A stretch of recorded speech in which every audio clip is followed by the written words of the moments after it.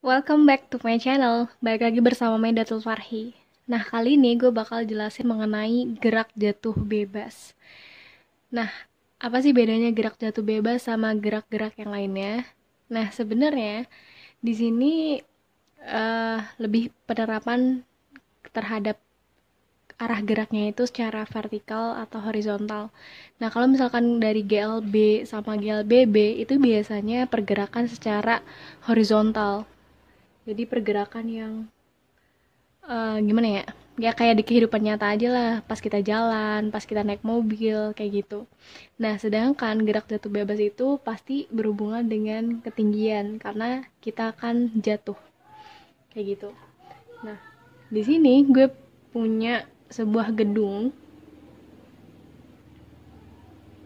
Nah, biasanya sih soalnya tuh bakalan ngasih tahu kalau misalkan kita itu bakal ngejatoin benda dari atas. Atau bisa juga buah yang jatuh dari pohonnya, itu juga bisa. Nah, di gerak jatuh bebas, itu penerapannya sebenarnya sama aja kayak GLBB. Jadi semua rumus yang ada di GLBB itu akan masuk ke dalam rumus gerak jatuh bebas. Oke.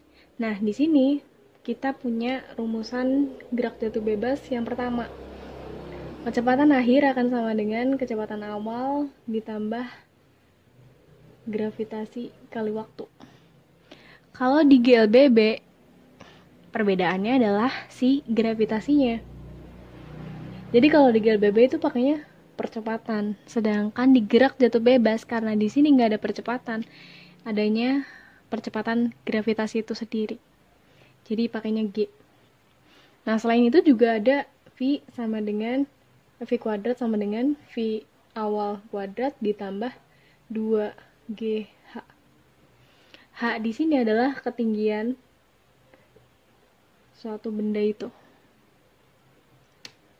Nah, selain itu juga ada delta Y akan sama dengan V0T ditambah setengah GT kuadrat. Nah, ini tuh rumus-rumusan GLBB sebenarnya. Dan ini delta Y itu sama aja delta H. Jadi ketinggiannya karena dia mengarah ke sumbu Y, jadi biasanya di sini delta Y. Nah, ini tuh rumus-rumusan dari GLBB sebenarnya. Cuma perbedaan adalah percepatannya. Di sini pakai percepatan dari gravitasi. Nah, contoh soalnya tuh bakalan misal diketahuin ketinggiannya. Oke, di ketinggian 200 meter. 200 meter terus dijatoin si bola tanpa ada kecepatan awal. Jadi V 0-nya 0. Nah, biasanya yang ditanyain itu adalah waktunya sampai ke tanah, kayak gitu. Atau kalau misalkan ada kecepatan awalnya, biasanya ditanyain kecepatan pas dia mau menyentuh tanah. Nah, itu kalian tinggal aplikasiin aja ke rumus-rumusan gerak jatuh bebas ini. Jadi kalau misal hanya diketahuin, oke, berarti kita bisa masuk ke dua rumus yang di bawah ini. Kalau misalkan V0-nya diketahuin, bisa masuk semuanya, bisa kalau misal diketemuin waktu, bisa ke 1 sama ke 3. Nah, komponennya tuh ya gitu, kecepatan awal, kecepatan akhir, ketinggian, sama waktu. Udah berkutiknya ke situ. Selain itu ada gravitasi. Oke. Nah, buat gerak jatuh bebas, itu bisa kita terapin juga untuk gerak vertikal ke atas. Jadi gerak vertikal ke atas.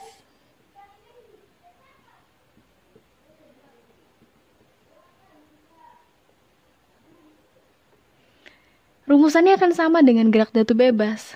Tapi di sini adalah tandanya yang kita ubah jadi minus. Jadi ini jadinya minus, ini jadinya minus, ini jadi minus, kayak gitu. Nah, gerak jatuh bebas itu plus, sedangkan gerak vertikal ke atas minus. Kenapa sih minus?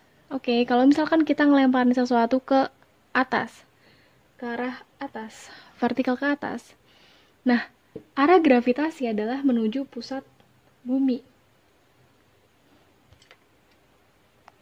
Kayak misal ini pusat bumi, jadi arah gravitasi tuh bakalan ke bawah. Oke, sedangkan kita melemparkan benda itu ke atas, jadi dia akan berlawanan dengan gravitasi. Jadi percepatannya itu akan sebanding dengan negatif dari gravitasi. Jadi dia berlawanan sama gravitasi. Makanya di sini nanti rumusnya minus semua. Oke, segitu aja. Jangan lupa like, comment, and subscribe. See you.